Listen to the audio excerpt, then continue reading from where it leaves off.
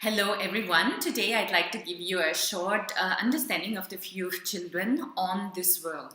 Sometimes we adults, we grown-up people, we think that the small people, the children, have the same view on the world than we have, but that's not how it is, because their experiences, whatever they had in their life, what their understanding of the world is very different. And so this is why it's really important that we do not view or address the child according to our personal view of the world. So we really have to observe the child.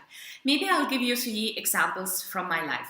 During this period now, I had a guest, my neighbor's child. She is 6 years old and she visited me. So when she came into my home, first she was in the garden because they're just passing by. So she entered and she saw the first room and she said, "Oh, you have a very small home." So then when later she came again and we did something together, some handcrafts, so she had to wash her hands. So we went to the bathroom. She said, "Oh, wow, you have a big home," because it is in the other side, other area of the flat.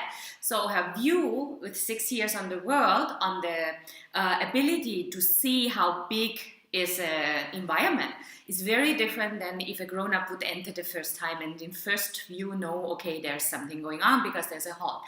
The second one is I myself experienced it as a child. When I was a little child, we lived in a city and we had a country home. So that was about 160 kilometers away from each other.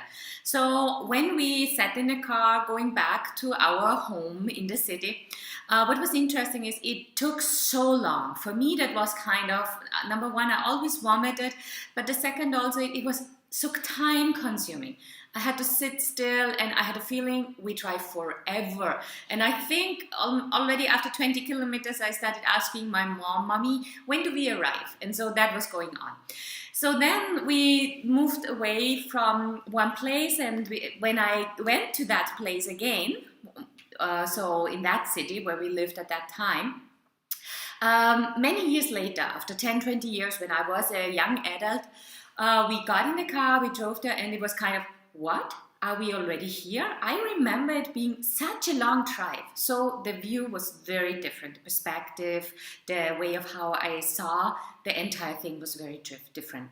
The third example that I want to give that's a lot discussed in psychology and child development is also how little children view the world. You can see by when they are interacting with a television or with an electrical device, a digital device.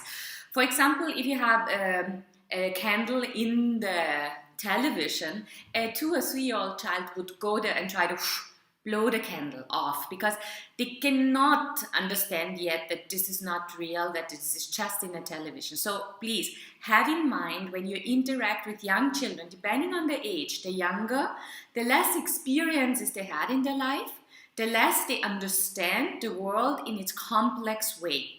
So we have to be very careful not to expect too much, because a lot of problems, especially in parenting, but also for early childhood teachers, come from too high expectations of what the human being is able to provide to one when we ask for something. So this is my hint, a 3-minute thought of today. I hope you enjoyed it. See you soon. Please click the button to subscribe to this channel, and please like our video, and of course share it to all of the parents who need it.